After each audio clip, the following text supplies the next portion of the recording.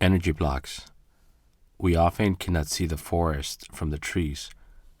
We can meditate and get to know the forest, but here is the problem. We're still in it. We need to be able to develop our universal view so at the same time that we're in it, we can also see it from above and beyond. Our ego sees the journey from a linear point of view. This includes having a greater awareness, awakening, and knowing where we stand within our society and within ourselves. Our higher self sees the journey not as linear only, but from a high universal point of view. This means that it's able to see the whole spectrum of spiritual progress that we make not only in a linear manner, but through the highs and lows of our energy. Our higher self is the journey that reflects upon us into an awakening.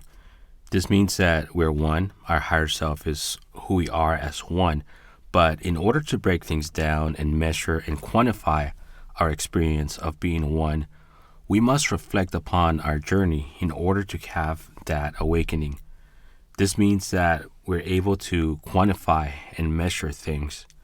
Again, our higher self is the journey that reflects upon us into an awakening within duality, in which we gain a greater awareness. We measure that awareness, and in the process, we interpret our reality.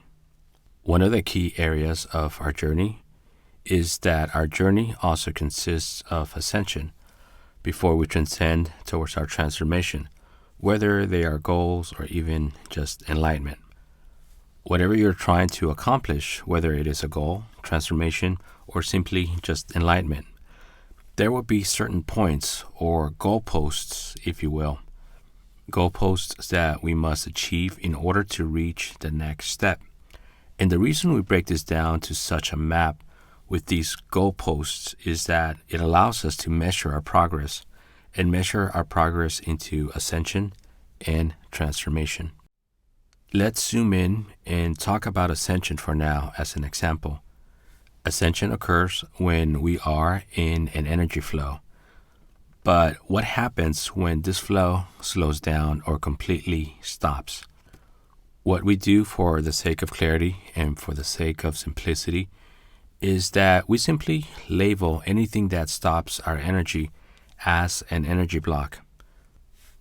When your energy flow slows down or completely stops, it means you're having an energy block.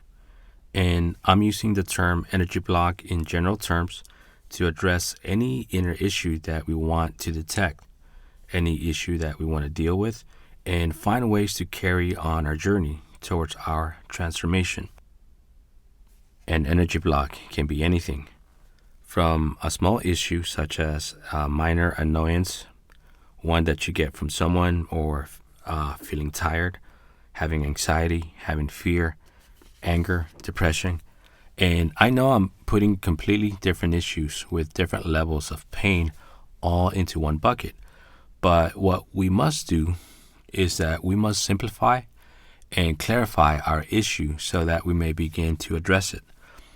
We simply use the label energy block so we may simplify it and perhaps objectify our issue so we don't see it as inherently being within us, but we gain distance between us and that issue, between us and that energy block.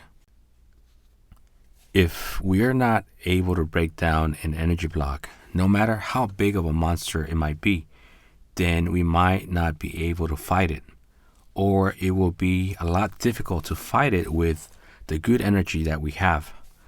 Any major problem or tasks can be broken down into pieces so you can have more success in breaking through.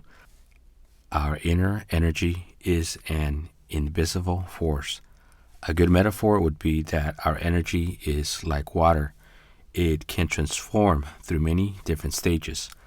Our energy can be fluid-like and turn into water, and then it can turn into ice, or it can also turn into steam.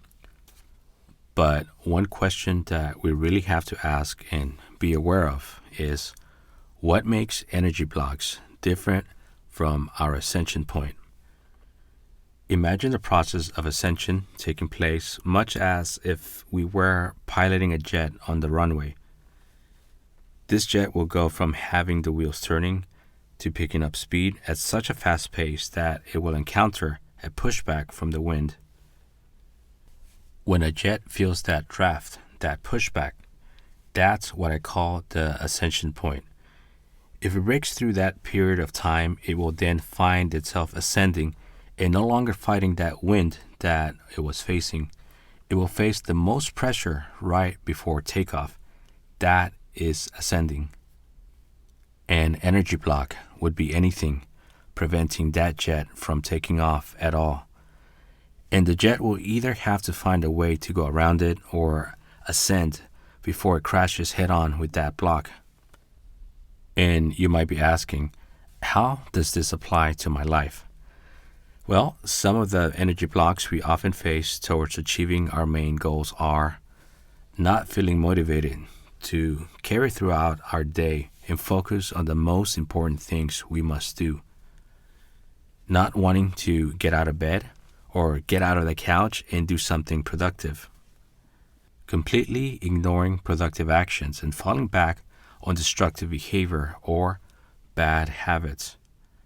Energy blocks can also be fear, anxiety, depression, or any other negative energy that you can't just seem to break away from.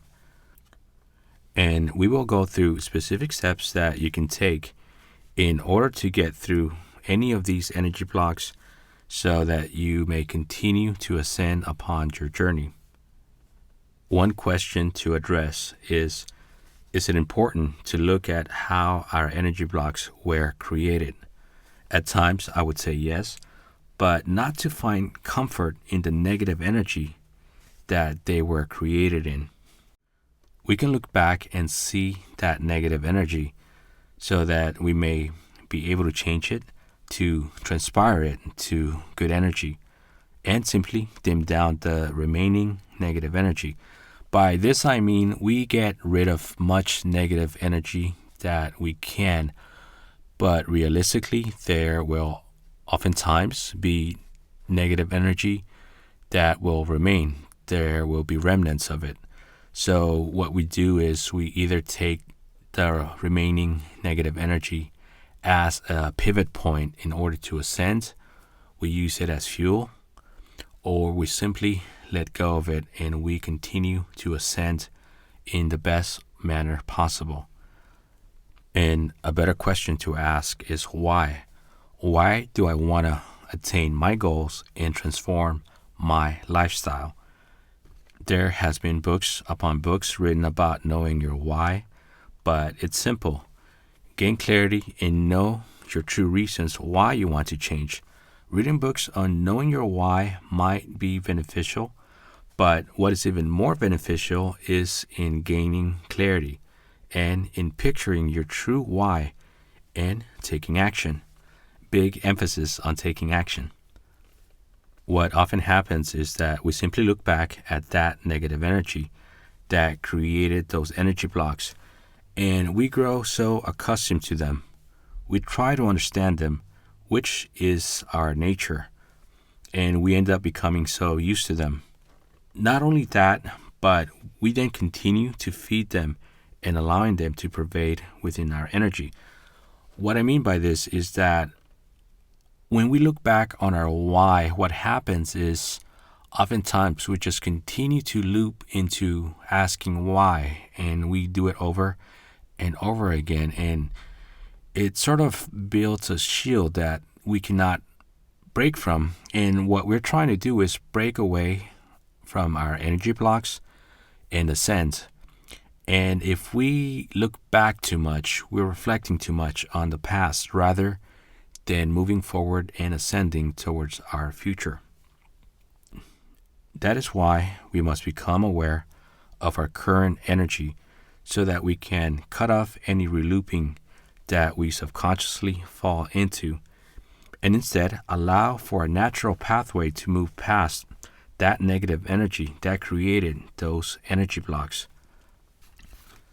Oftentimes, we all get wound up for many different reasons. We can get wound up by little petty things, big issues, yet we suddenly lose it and become frustrated. We become hurt and angry and wanting to scream at someone.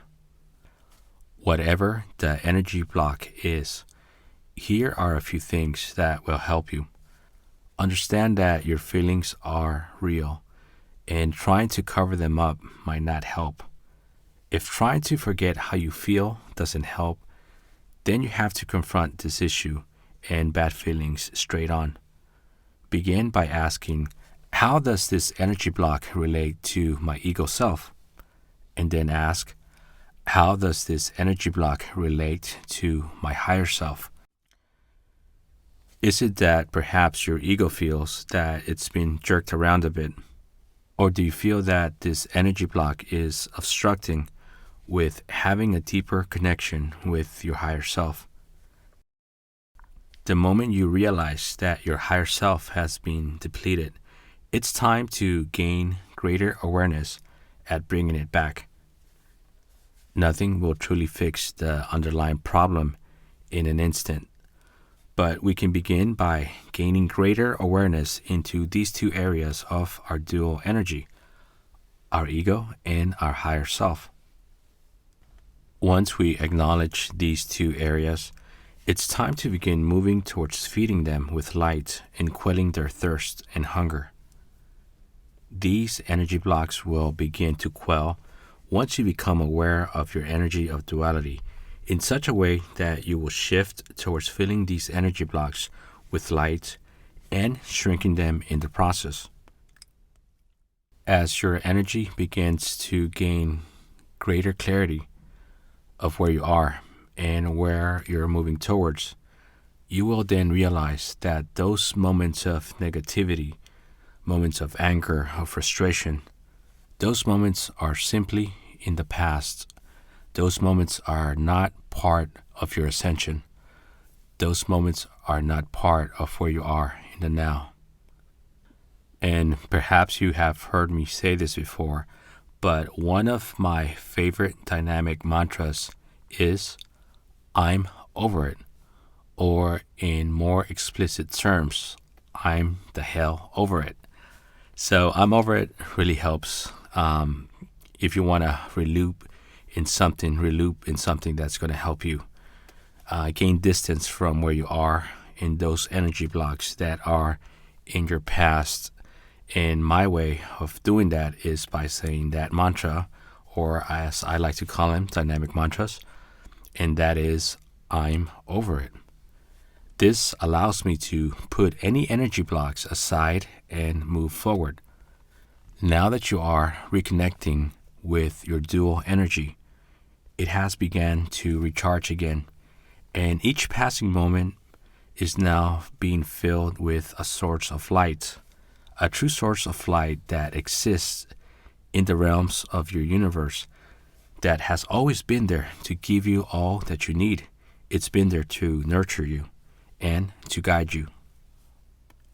Allow your spirit to move forward into the light of ascension and ultimate transformation. That is the destiny that awaits you. This dynamic mantra of I'm over it, along with other dynamic mantras and other techniques that can accompany it, are covered in depth in this program. And now I would like to ask, how will you know when you're breaking away from those energy blocks? Again, the question is, how will you know when you're breaking away from those energy blocks? And the insight that I would like to add is that soon there will be a subtle shift within your solar plexus. You might be able to ever so slightly feel that shift within you, a shift within your energy. It's a shift of your energy moving from relooping on this energy block to instead finding a forward intent. Energy in forward intent means that you again are aligning and gaining focus, relaxation, and productivity onward in your journey. This is your journey of light, graciousness, healing, and abundance that already exists within you. You are now reconnecting to bring this into your life.